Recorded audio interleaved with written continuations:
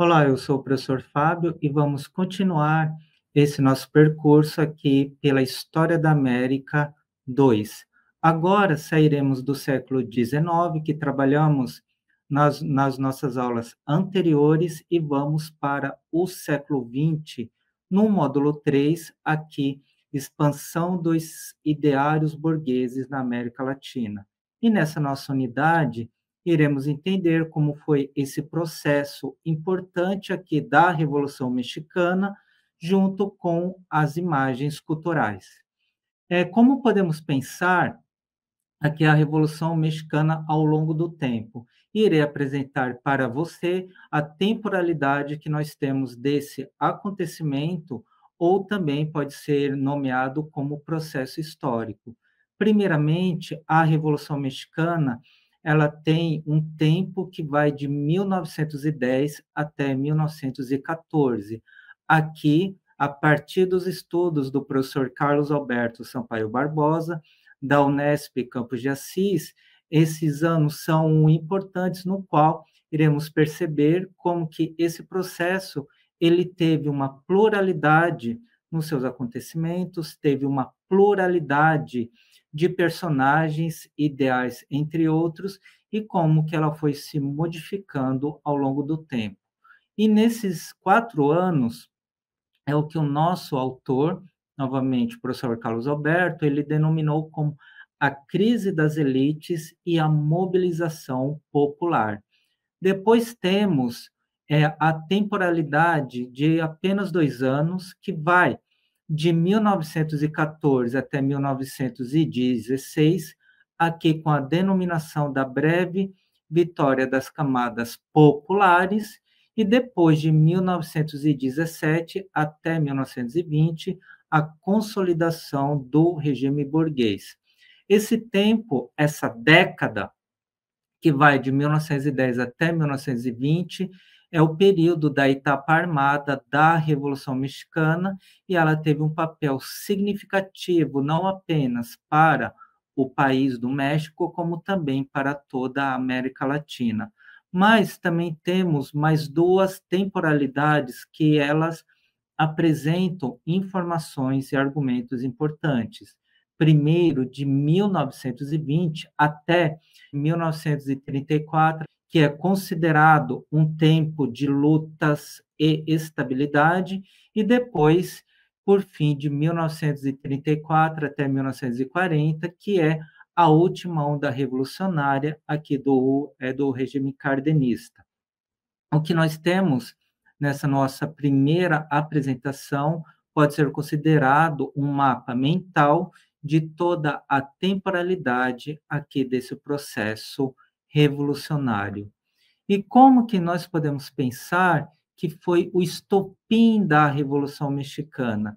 E aqui mesmo, tendo denominado que vamos entrar no século XX, é importante retrocedermos um pouquinho, que é o período aqui do Porfiriato, que foi uma época de grandes desigualdades e também, ao mesmo tempo, de uma estabilidade política. Bom, esse tempo ele é denominado com esse nome a partir do governo do ditador ou caudilho Porfírio Dias, que ele governou o México de 1876 até 1911, com um pequeno intervalo que vai de 1880 até 1884, quando o país azteca ficou sob o comando de Manuel González. E aqui, Porfírio Dias, ele apresentou o quê? Um governo com uma grande estabilidade política e econômica. E esses dois quesitos, eles são importantes quando pensamos que, antes do seu governo, o México ele foi vitimado por diversas intervenções estrangeiras. A primeira delas, que até hoje é um ponto muito sensível para a população do México, foi a Guerra de 2 anos, de 1846 até 1848, empreendido entre o México com os Estados Unidos, no qual o país estadunidense acabou incorporando a região do Texas e também boa parte do antigo território mexicano. Então, essa guerra, ela feriu muito o orgulho nacional de mexicanos e mexicanas, e como eu já comentei, mas vale muito a pena reforçar ainda, é um tema muito sensível.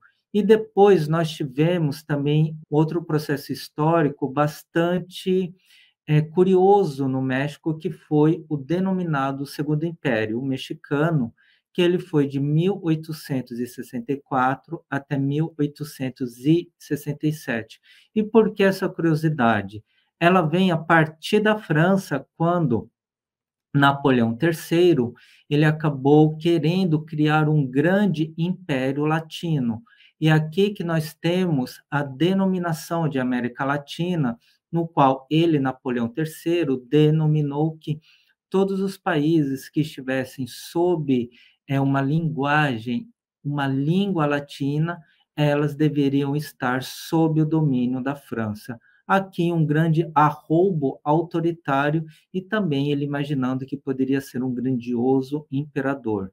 E ao ter isso em mente, Napoleão III ele promoveu uma intervenção no México, no qual ele mandou que as suas tropas atravessassem o Atlântico, invadissem o país mexicano e colocassem no poder Maximiliano de Habsburgo, que governou nesse tempo, como eu já comentei, de 1864 até 1867.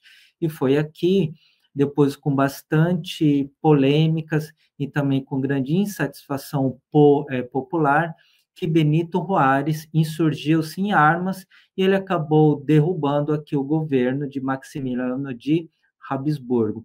Então, esse é um período muito polêmico, é um período que também pode ser denominado com grande curiosidade, no sentido em que nós temos uma outra historiografia atual que até defende que, no governo de Maximiliano de Habsburgo, o México, aqui no século XIX, acabou apresentando políticas consideradas progressistas de sua época. Então, vejam só que com essas duas intervenções, o México foi um país muito assolado por uma grande instabilidade política.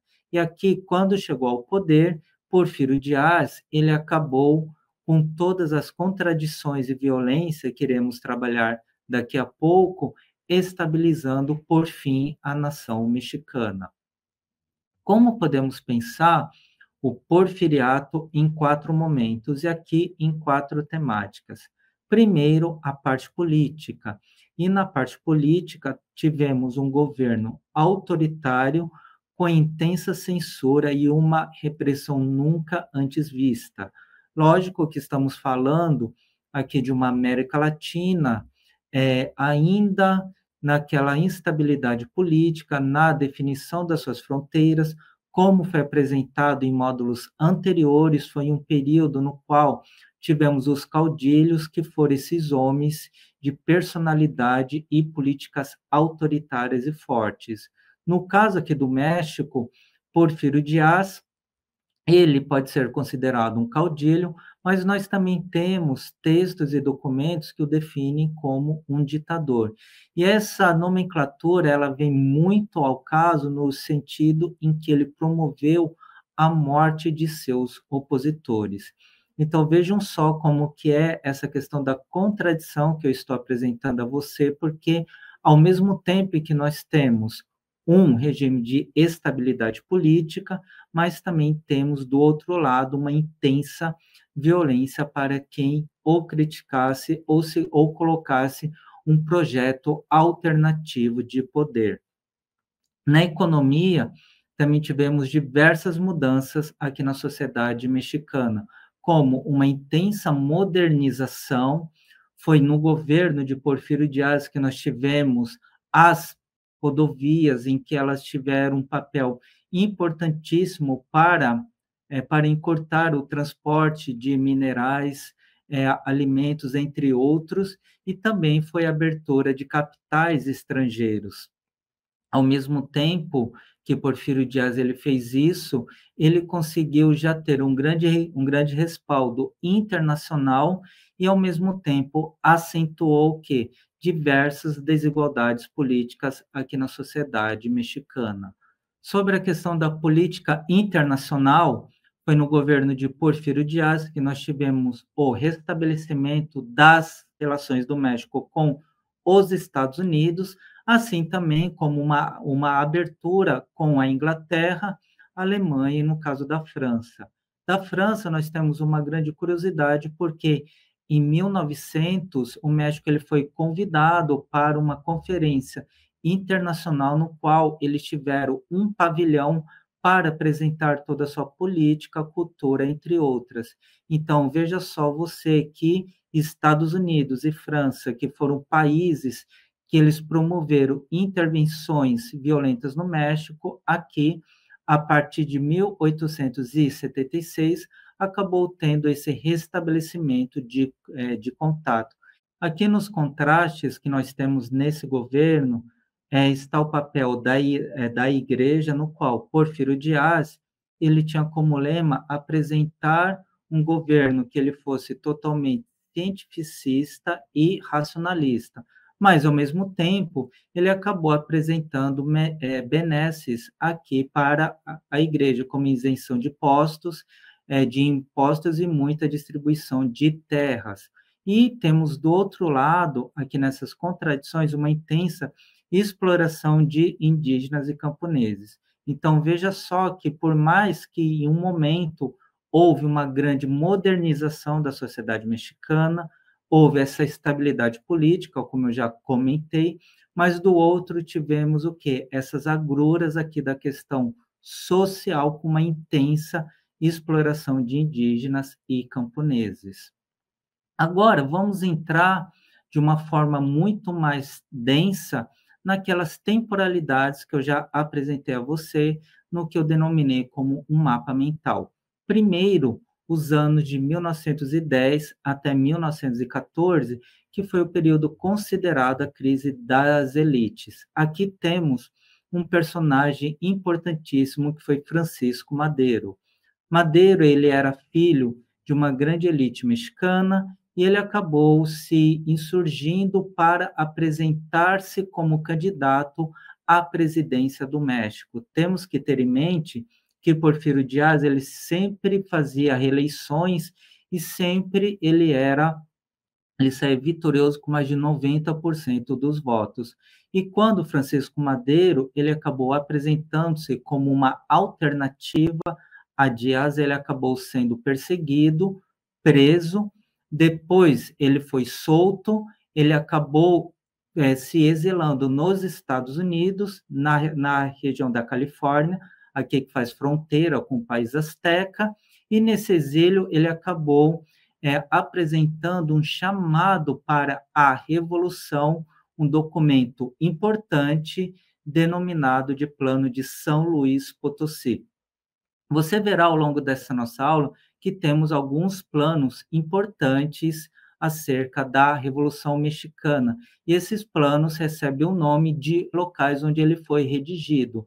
Nesse caso, mesmo à distância, recebeu o nome aqui do Plano de São Luís Potosí, porque era o local considerado de quartel-general de Francisco Madero. Uma curiosidade desse plano é que ele colocou uma data e horário para que a revolução se iniciasse. A data é 20 de novembro de 1910, às 18 horas. A revolução, de fato, ela iniciou-se antes, mas aqui tivemos o que? Uma grande insatisfação popular com esse governo de Porfírio Dias, que já estava totalmente desgastado e só precisava ter o quê? Um chamado, uma vanguarda, alguém que tivesse a ousadia de dizer: vamos para a mudança, para a revolução. E essa ousadia ficou no cargo de Francisco Madero. Houve depois intensas lutas entre os considerados revolucionários e rebeldes contra o Exército Federal. Foi um primeiro ano de grandes batalhas, e aqui, em 1911, Porfírio Dias ele acabou reconhecendo a sua derrota, ele exilou-se, foi mandado para a França, e aqui, segundo documentações e memórias da época, Porfírio Dias, quando estava indo embora do México, ele teria olhado para o seu antigo país e teria dito: Madeiro, ele libertou um tigre. Veremos se ele será capaz de domá-lo. Também de Porfírio Dias, nós temos a sua autoria de uma frase considerada clássica aqui no México, que é: pobre do México, muito longe de Deus e muito perto dos Estados Unidos. E aqui é um momento em que entra também a fase madeirista, no qual, com Porfírio Dias fora de cena, Francisco Madeiro ele colocou-se na primeira eleição considerada uma das mais justas do México e ele acabou aqui indo para a cadeira presidencial. Os seus primeiros anos foi de grande turbulência, porque Francisco Madeiro ele teve muita dificuldade de colocar em prática muitos objetivos que foram apresentados para os seus colegas revolucionários. E um desses foi a distribuição de terras na região sul de México, aqui de Morelos. E aqui entra em cena outro personagem importante, que é Emiliano Zapata, com seu plano de Ayala, que ele queria o quê? A distribuição de terras para os seus antigos donos indígenas. Como Madeiro, ele acabou postergando muito essa sua promessa de campanha, houve uma grande batalha entre Emiliano Zapata ou os zapatistas contra as tropas madeiristas, e essa estabilidade ela chegou no auge em 1913, com La Decena Trágica, no qual Madeiro ele acabou sendo traído pelo seu comandante-geral, Victoriano Huerta, que aliou-se aos Estados Unidos e ele tramou um golpe de Estado. Então, Huerta ele acabou prendendo Francisco Madeiro e acabou executando ele. Então, são esses 4 anos que temos o início da Revolução e o momento dessa crise das elites. A próxima temporalidade de 2 anos, ela também é importantíssima, aqui com essa denominação da breve vitória popular. E entra em cena agora um outro personagem muito forte aqui dessa historiografia do México, que foi Francisco Villa, ou Pancho Villa, no qual ele era amigo profundo, um amigo íntimo de Francisco Madeiro, e quando saiu a notícia do seu assassinato, Villa teria jurado vingança contra Victoriano Huerta. E agora entramos em uma fase também sangrenta desse conflito em que nós temos, ao norte, as tropas de Francisco Villa, aqui com um exército muito poderoso, e ao sul nós temos as forças de Emiliano Zapata, e essas duas forças entraram em combate contra o Exército Federal Mexicano. Em 1914, também houve uma grande reviravolta aqui nesse período revolucionário, quando os Estados Unidos invadiram o porto de Veracruz. E essa invasão ela acabou não sendo chancelada pelo Congresso estadunidense, foi uma invasão contra todas as normas internacionais e teve que ter a intervenção da Argentina, Brasil e Chile, aqui esse grupo considerado o Pacto ABC, que eles acabaram articulando uma saída diplomática dos Estados Unidos do México. Então, o Brasil teve sim um papel importantíssimo nesse período de grande instabilidade política. E aqui as forças revolucionárias de Villa e Zapata, elas acabaram derrotando o Exército Federal de Francisco de Victoriano Huerta, e depois tivemos o que podemos denominar de a grande revolução aqui popular e dessas forças, no qual o grande momento foi a entrada de Villa e Zapata na Cidade do México. Mas também tivemos aqui um vácuo de poder, afinal, quem seria agora o novo presidente mexicano. E houve um momento em que todos esses generais, todos esses líderes revolucionários, eles acabaram se reunindo na cidade de Águas Calientes, e aqui houve uma grande ruptura entre eles, no qual tivemos os constitucionalistas, aqui com Álvaro Obregón e Venustiano Carranza, e do outro lado, os convencionalistas, aqui com Francisco Villa e Emiliano Zapata. Então, esse foi um momento realmente que o México, na sua revolução, ele caminhou por um caminho de uma revolução breve, mais popular. Nesses 3 anos seguintes, foi a consolidação desse regime burguês, ou essa consolidação burguesa, em que nós tivemos a derrota e a rendição de Pancho Villa, aqui numa batalha violentíssima, e o seu exército, que era considerado um dos mais formidáveis do México, acabou conhecendo a derrota. Também em 17 tivemos com Venustiano Carranza a assinatura aqui da Constituição Mexicana, que nesse período foi considerada uma das mais avançadas e progressistas do México. Em 1919, tivemos o assassinato de Emiliano Zapata, e aqui o plano de Água Pietra, no qual Álvaro Obregón, que ele tinha derrotado Francisco Villa, ele acabou se colocando contrário ao governo de Carranza, eles eram aliados, e depois eles acabaram tendo essa ruptura, no qual Carranza ele acabou sendo assassinado. É nesse período, aqui na década de 1920, que nós colocamos, como já comentei antes, como o fim da etapa armada da Revolução Mexicana. Entramos agora em outro período importantíssimo, aqui de 1920 até 1934, que é esse tempos de luta e instabilidade. Aqui o México ele acabou entrando em um processo de reconstrução e modernização, reconstrução essa depois de uma década de intensa violência, no qual foram vitimadas quase que 1 milhão de pessoas. No campo cultural, nós tivemos o surgimento do movimento muralista. Aqui também foi quando as ideias comunistas elas entraram com uma grande intensidade em solo mexicano, com a criação do Partido Comunista Mexicano e de diversos periódicos que defendiam essa ideologia. Tivemos a Rebelião Cristeira, de 1926 até 1929, que foi quase o momento em que tivemos uma sublevação aqui popular contra o governo federal. E aqui também tivemos o Maximato, que foi um governo comandado por Plutarco Elias Calles. Ele se tornou uma figura bastante forte no México nesse período, totalmente autoritário, e aqui ele colocou outras pessoas para serem presidentes do México, mas quem realmente mandava era ele. Por isso que esse período é considerado do Maximato ou o grande líder.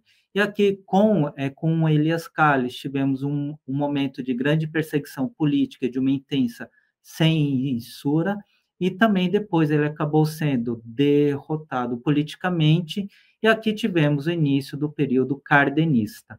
E como foi a Era de Cárdenas, aqui de 6 anos, que vai de 1934 até 1940.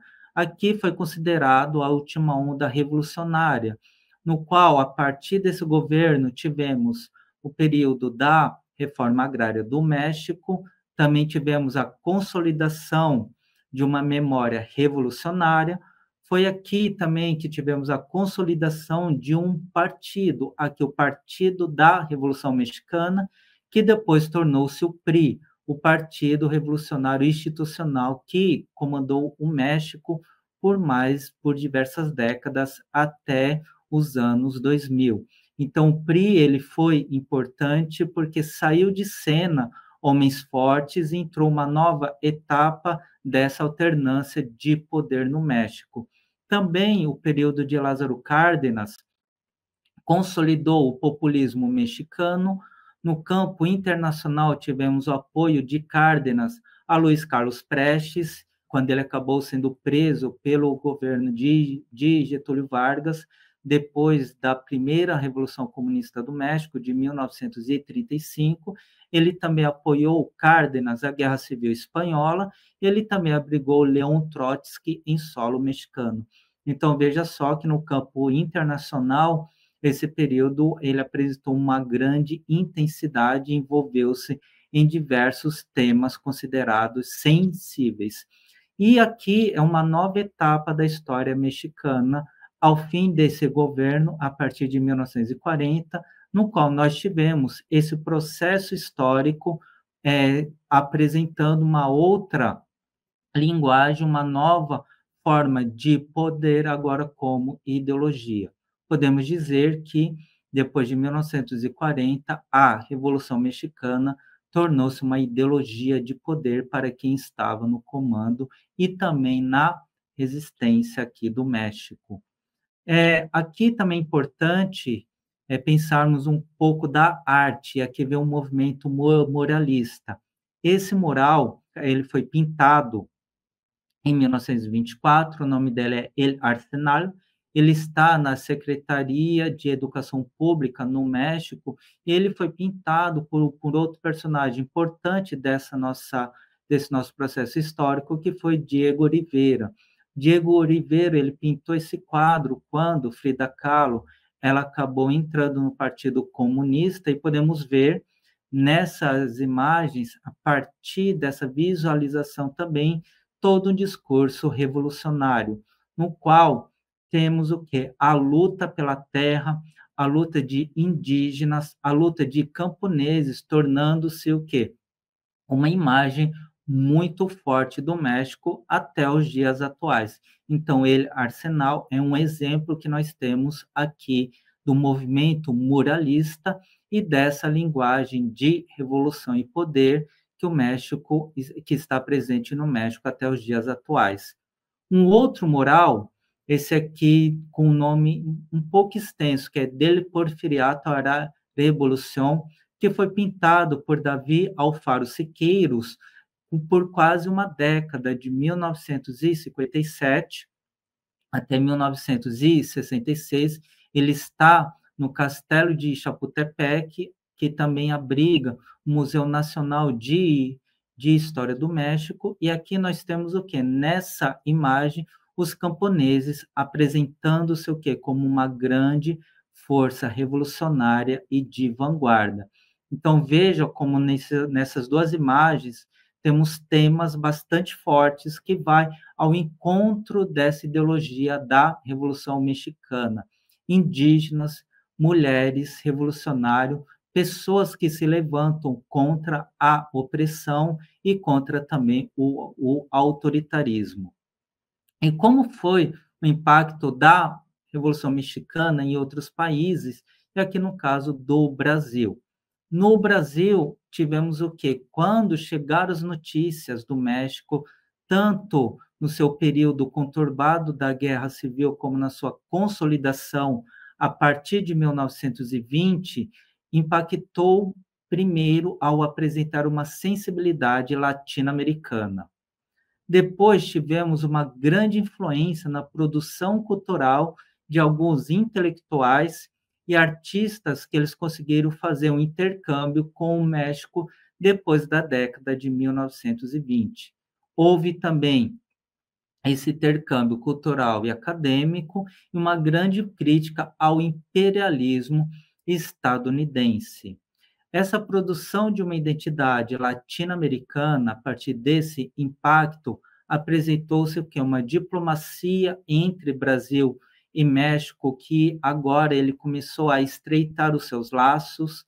Tivemos, como já comentei, mas é importante reforçar, intercâmbios acadêmicos.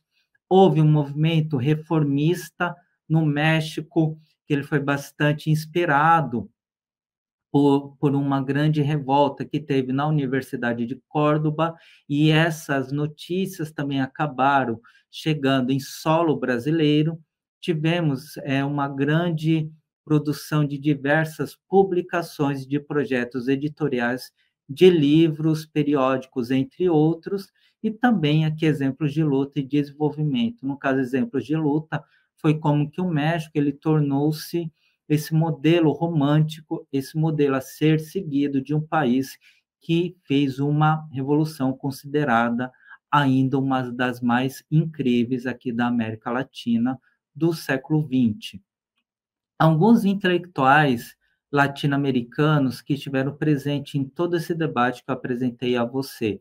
Primeiro, Ronald de Carvalho, que ele foi poeta e diplomata brasileiro, ele acabou indo numa missão oficial ao México no ano de 1923.